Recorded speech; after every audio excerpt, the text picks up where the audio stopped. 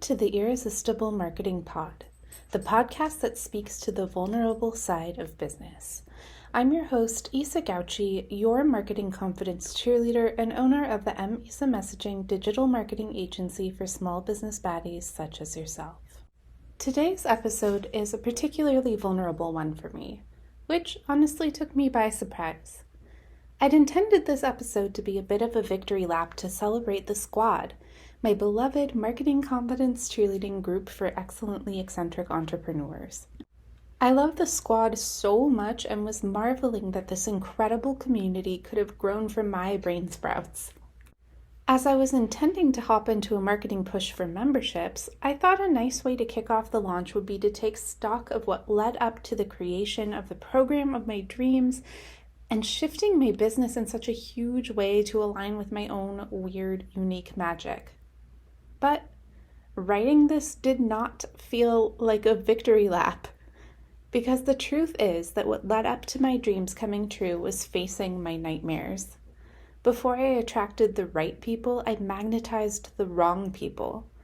Before I got it right, I fucked up, and fucked up, and fucked up again, and fucked up some more. Looking at this was honestly kind of painful, and it took me a while. Because it usually takes me maybe a day tops to write an episode, this one took more than a week. But I finally finished it, so I am feeling so much relief, gratitude, and beauty after finally putting the pieces together after shoving them away into a back corner in a forgotten dusty attic in my mind for so long. And I think that maybe, just maybe, you need to hear this. Because when entrepreneurship gets really hard, it's so difficult to maintain belief that your ideas matter, that you have purpose, that it's going to work out and you're going to get what you want. It's so hard not to believe that you're the problem, that you're wrong or not good enough when you mess up, go backwards, or fail spectacularly. I know it felt that way for me a lot, and I want to tell you about it because things got so much better. So here it goes. Enjoy. I made something that took on a life of its own. It surprises me every day and gets me teary-eyed just thinking about it. I'm talking about the squad, my soul crew of eccentric entrepreneurs determined to lift our families, communities, and ourselves with the beauty of our work and the abundance that it creates. We're the gorgeous black sheep escapees of the systems designed to crush us into conformity or shut us out entirely. We're not looking for a seat at your table, we're building our own damn banquet halls. And we're doing business radically differently. Informed consent is our top marketing value. And believe you me, our ethics are making us abundant AF, not trapping us on the economic struggle bus. We're rested, well-nourished, ecstatic from taking midday breaks to skate on the beach or swim in the river, and our nails are perfect because we don't neglect ourselves or our needs in order to scale our businesses. And we know our joy is important. And we make ourselves known and heard, and we're okay with triggering the fuck out of the wrong people as we validate and empower our people. If this sounds like a magical business oasis filled with magnificent muses, it's because it is. But it's no fairy tale. And 3 years ago, when I opened my business, I never would have guessed that such a place could come from my humble stylings. Because 3 years ago, my nervous system was absolutely shot. I still thought some authority figure needed to give me permission for absolutely everything. I'd been on the struggle bus forever, and I didn't even know there was hope of ever getting off. I was so used to being undervalued, I hadn't yet built the belief that there were people out there more than willing to pay me properly. And I still believed the rules of business and the concept of professionalism that had been drilled into me in corporate. And I hadn't yet realized that just because I was skilled or capable of doing something that people were willing to pay me for, didn't mean I actually wanted to do it.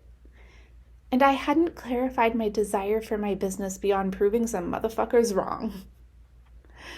Wow. So listing that out just slapped me in the face with what a massive personal transformation I've undergone between February 2021 and now, at the tail end of June 2024. I want to tell you the tale of how the squad came to be, because it feels like a freaking miracle, but I learned how to set the conditions to make such miracles possible.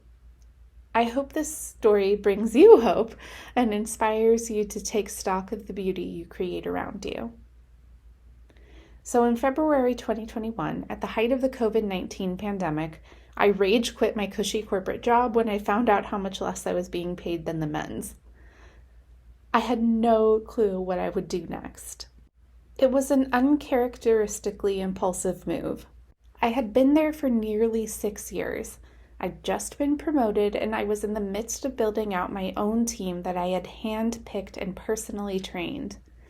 I had poured a lot of my energy, time, talent, and dignity into conjuring a profitable empire for someone else in an industry I found unexciting and too drunk on unchecked power for its own good. And I never even got to enjoy the fruits of my labors. In a word and an expletive, it fucking sucked. But driving home one night, I was bombarded with a sudden loud and insistent idea. I already built a marketing agency for someone else. Why not just do it for myself? I was aghast at my own audacity, the words of my former boss echoing in my head about how I didn't do it alone and how much I was overvaluing my skill set. Not to mention a lifetime of toxic conditioning from patriarchy, racist systems, neurotypical society, heteronormativity, and abusive relationships, all of which were deeply invested in me accepting the belief that I mattered less than other people, that I was a nuisance or a burden whenever I wasn't conforming, and that even if I was being harmed or oppressed, me speaking up about it was actually the greater injustice. So where the fuck did I get the nerve to just opt out? To say, fuck a seat at your table. I'm building my own damn table. I still don't know what possessed me, but I'm so glad that it did. So I did do it for myself. I cashed out my 401k and opened my own agency with about 36 marketing services, a few contractors I adored, a big investment in a business mentor and entrepreneurship container, and a metric shit ton of constant anxiety. And I had so much to learn. So the first few clients and leads I attracted were variations of my former boss, nickel and diming, trying to squeeze more work out of me than what was paid for, or going with the male-led agency even though they liked my proposal better because they were worried about the longevity of my brand new business. Rage footnote here, they were going to ask my competitors to execute the vision that I pitched in my proposal until one of them grew a conscience and asked me how much I'd charge to allow them to do so. Spoiler alert, the fee I responded with was expensive, and so I didn't get paid and I never heard from them again. All right, back to the main story. At the beginning of my business, I was confronted again and again with what I didn't want. To be overworked and underpaid, to have my work disrespected and undervalued, to have to answer to or even just regularly interact with obliviously privileged corporate dude bros. Endless done-for-you work I found boring or overwhelming.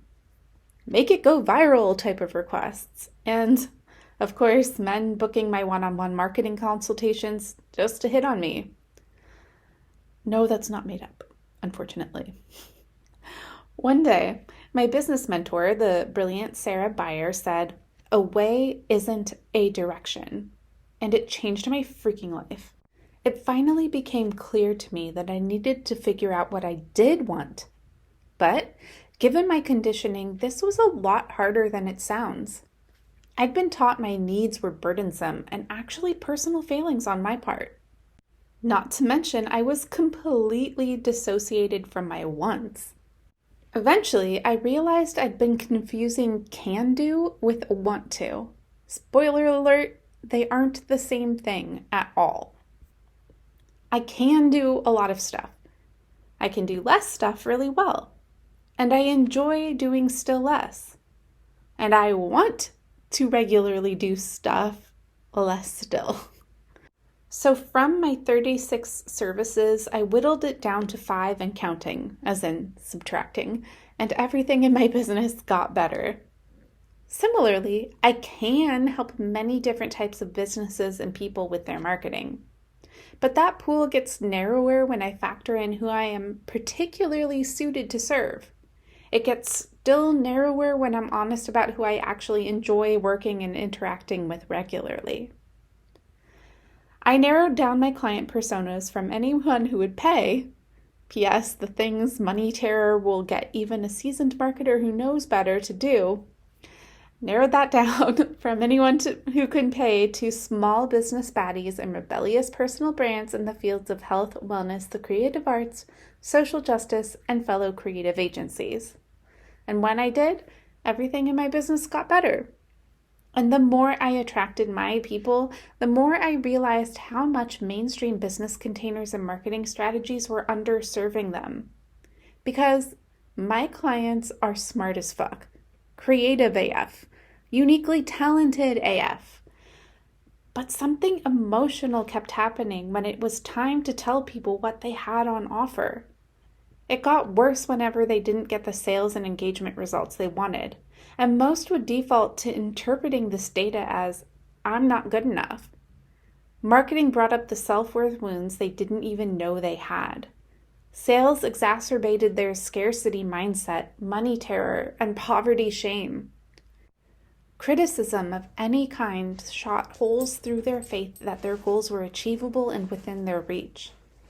Entrepreneurship was forcing them to confront all sorts of unprocessed trauma and long repressed grief, rage, and shame when realizing how deeply the systems they thought they were forced to conform to all their life had wounded them the second that they realized that they could opt out of them. The truth is that agency feels deeply foreign to those who are used to having their power stripped away over and over again. And when you get your agency back, it feels like all the rules change. Like if you woke up one day and gravity just stopped applying to you. The world and yourself feel alarmingly unfamiliar. And they don't tell you this enough, but the road to empowerment is challenging, scary, and confronting. And this is why Isa, the Marketing Confidence Cheerleader, was born. Because my clients need and appreciate more than just traditional marketing consulting. As your cheerleader, I'll hold your hand on the scary road to fully claiming your power. I'll help you imagine a better way. I'll validate that your dreams are worth the pain of growth. I'll make places for you to rage and grieve the systems of oppression you're leaving behind. I'll make places where your messiness, your nonconformity, your inconvenient emotional experiences will be met with love. And I'll help you find the song you can sing when nothing is holding you back. I'll remind you as many times as you need that you deserve to be heard. And when you are, your people will find you. The money will find you. The support will find you. New beauty will spring up all around you. And so, with this vision, I hesitantly started referring to myself as the Marketing Confidence Cheerleader and selling one-on-one appointments with me as a sort of hybrid pocket marketing director and confidence fluffer. I was nervous AF because I'd made up marketing confidence cheerleading after all. Would anyone want it? And it turns out yes, a whole lot of people did. In fact, my clients told me they'd been waiting for someone like me to offer something like this. By like me and like this, they meant all the things I'd been told were unprofessional to talk about for so long. Back in my safe jobs, so much of my identity, so many of my experiences were deemed too political to share and still expect to sell anything. Luckily, that turned out to be lies. Because when my soul-aligned clients started working with me, they'd leave me reviews like this one that still makes me cry from Bonafide Punk Goddess Star Matriarch. And I'm going to quote her here. She said, "Issa's marketing services have been what I needed for so long. As a BIPOC creative with a host of personal issues surrounding marketing and branding, I greatly appreciate the compassion, empathy, support, and creativity she's provided. She is worth her weight in gold." Thanks, Carol. Anyhow, clients would tell me they finally had the courage to launch their business, to market an offer they'd been worried was too weird. They'd tell me I boosted their confidence enough for them to raise the price, and then they sold more than ever before. Some would even tell me that I'd helped them out of a deep, dark gloom. And I realized I fucking loved being their cheerleader. More than strategy, more than analytics, more than marketing creative campaigns, more than boosting SEO, more than copywriting even, my first love, which got me into marketing in the first place. I found that cheerleading filled me with energy rather than drained it. I've still never had a single cheerleading session that I dreaded. And I couldn't help but notice the difference between delivering on cheerleading and delivering on the traditional marketing done-for-you services that I was also offering. Mind you, these done-for-you services were ones that people were more than willing to pay me for and that I could do and do well. But it was a major, undeniable, energetic difference. And though several mentors advised me to double down on these services because they would be the most profitable, I leaned into cheerleading. And as marketing confidence cheerleading started taking off, I'd have periodic anxiety bursts about how it felt too good to be true. How could it be real that I could make a living doing something I totally made up? How could that possibly be, allowed? Luckily, I have one of my favorite scenes from one of my favorite movies to soothe me. It's from The Princess Bride, where Wesley and Princess Buttercup are running into the fire swamp to evade Prince Humperdinck's army. "We'll never survive," laments Princess Buttercup.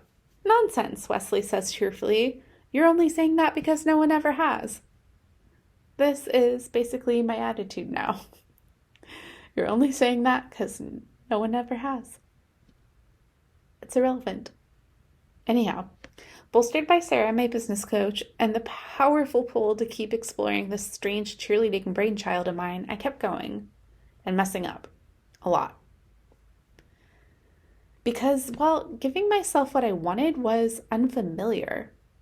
People paying, celebrating, and validating me felt unfamiliar as fuck.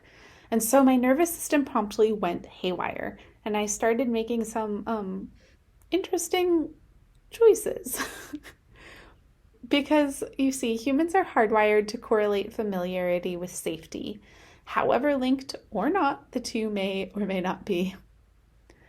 So while I was highly familiar with being locked onto the struggle bus and longing to get off, when I actually did stumble into a world full of freedom, rainbows, and butterflies, my body confused it for extreme, imminent danger. The very same month I made the highest ever profit in my business, I was getting in deeper with a man who would scream at me for everything from roller skating to having exes to loving my dog more than I loved him. That's right. I'd rage quit, conjured a profitable business out of thin freaking air, gone no contact and moved 1,000 miles away from my controlling family, signed a bunch of perfectly aligned clients, and promptly chained myself to a man who felt entitled to tell me what to wear, where I wasn't allowed to go, who I wasn't allowed to talk to, and what I wasn't allowed to believe. Even how I wasn't allowed to feel. If you're going, "What the hell," Lisa? You're really not the first. I confused a lot of people during this period of my life. But I have learned to have a lot of compassion for that Isa. She clearly had a lot of trauma she hadn't yet worked through.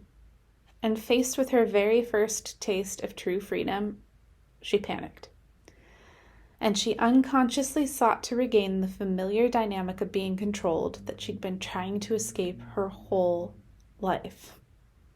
It was not a conscious thing, it was a lizard brain survival instinct thing. Thank goodness I had community to snap me out of it and remind me that there was so much more and better ahead of me than behind me.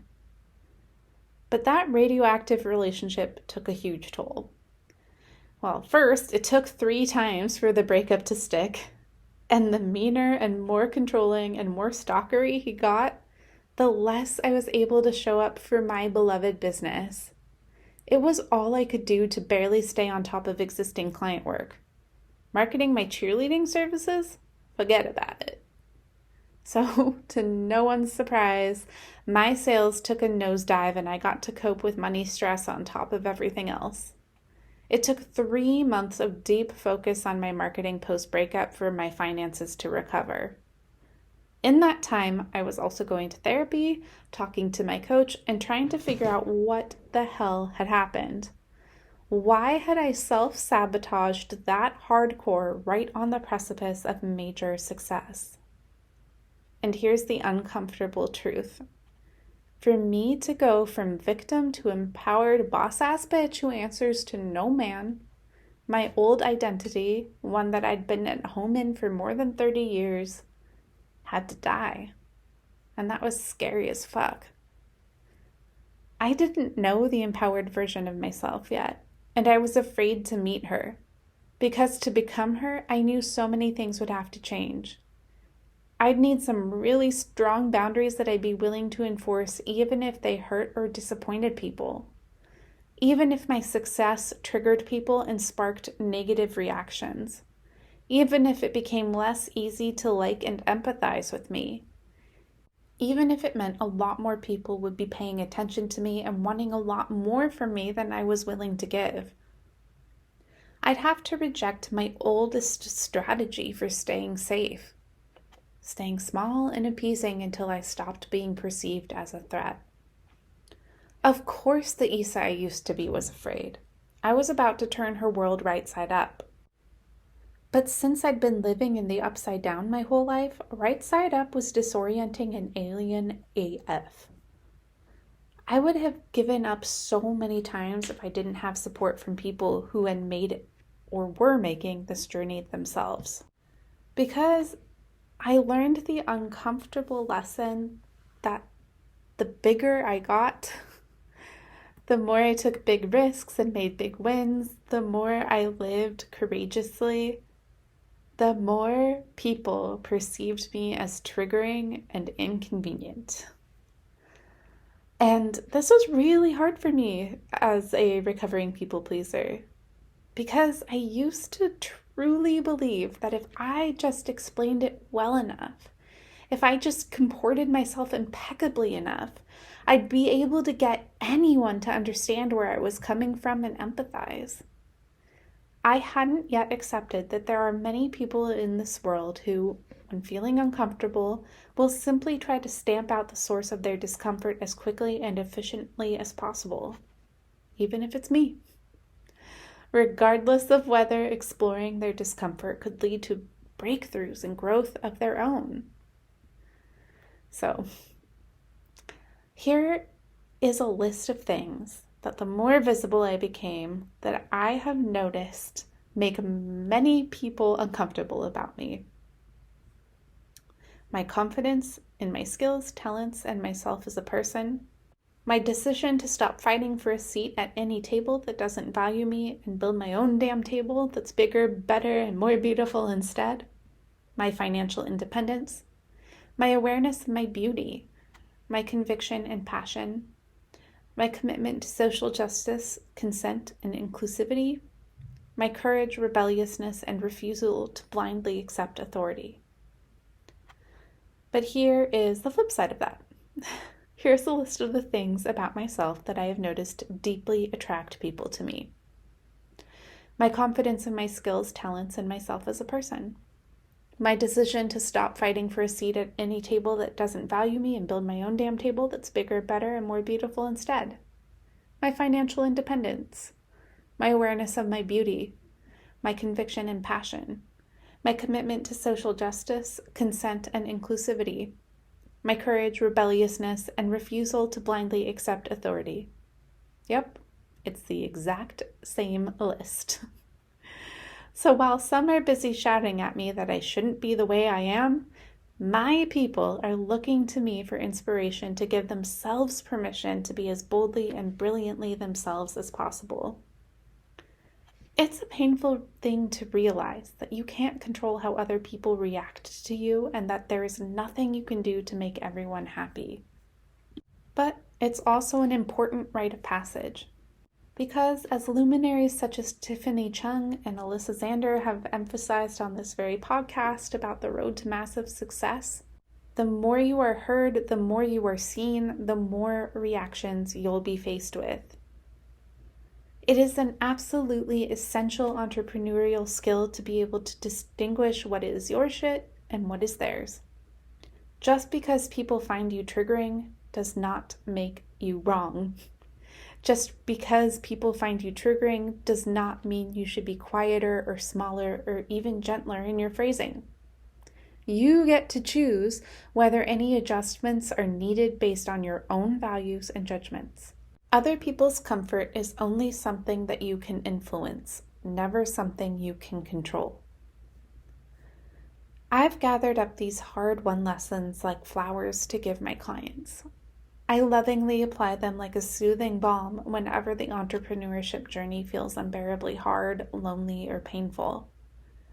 I have vast emotional space to hold and breathe safety into. And my cheerleading clients treat our squad like an oasis, a place to shed burdens and masks and find their hope and stoke it. And so many people want in. So many people want this from me. And it came so naturally to me that it took me ages to realize it was okay to ask for something in return. My gifts felt like a burden when people would pull them out of me without asking for consent, without giving anything back, without gratitude or acknowledgement of what they'd taken. It took a long time for me to put what felt like a fair price on my cheerleading services. But when I finally did, I felt galvanized. This could really work. And when I was getting my needs met, I could serve my clients so much better. But more people needed this work and this support than can afford my one-on-one rate. So I began offering the squad as the group version of Marketing Confidence Cheerleading. I was doubly excited to try it as a group because I was struck by how similar the blocks my cheerleading clients were running into in regard to marketing their soul work. And all of them worried they were the only one to feel like that. I suspected finding connection with a aligned community would really help, and I never could have guessed how much. The squad became a real deal in January 2024 with the most magnificent hodgepodge of money coaches, healers, private investigators, photographers, and artists. Their mere presence inspired one another to fall deeper in love with their business, aim higher, and celebrate their growth. They found themselves with courage to try things they'd never tried before, bolstered by the loving and optional marketing structures offered to the group. Each success feels like a win for all of us. Each mistake something we all deserve to be loved through. Our growth as people draws as much acknowledgement and celebration as the growth of our profits. The squad is truly my happy place. It's what makes all the pain and struggle feel worth it. It's what lets me know my people do exist and we do need each other. I didn't imagine my purpose, my unique medicine, my magic. All that was real before I had this living, breathing proof. My belief before it tangibly existed was well-founded, and now I do get to have the living, breathing proof. What an incredible feeling. I want all of you to be able to feel what this feels like too. To have that thing that only you know about because it chose you to bring it into the world. To have it become a real and successful and more beautiful than you ever could have imagined, and to take on a full life of its own. I don't care how much you feel like you're failing or messing up or falling short. If you have a dream, there is a reason. Realizing your vision is possible. And it goes so much more smoothly when you have aligned community to celebrate you, inspire and hype you up, and lovingly hold you accountable to your own vision, your own power, and your own purpose. If you've been longing for that kind of support, you are so invited to come join the squad. That's it for today. Thank you so much for listening to today's episode. Please drop me some stars and a glowing review so more people can find this free resource. I'd love to hear your feedback about this episode. This is only the second entrepreneur diary I've done, so if you want some more personal stories, let me know. Check the show notes for how to follow and work with me and for how to join the squad. I've got a bonus going on through July where if you check out, you get access to 30 days of content prompts that are really fun and silly and spicy. You just get one a day, quick, short, and sweet in your inbox, and then on the 30th day, you get all of them. Just so if you're somebody who gets stuck a lot on what to say in your marketing, you'll always have a fun prompt. Anyway, enjoy. Lots of love and bye for now.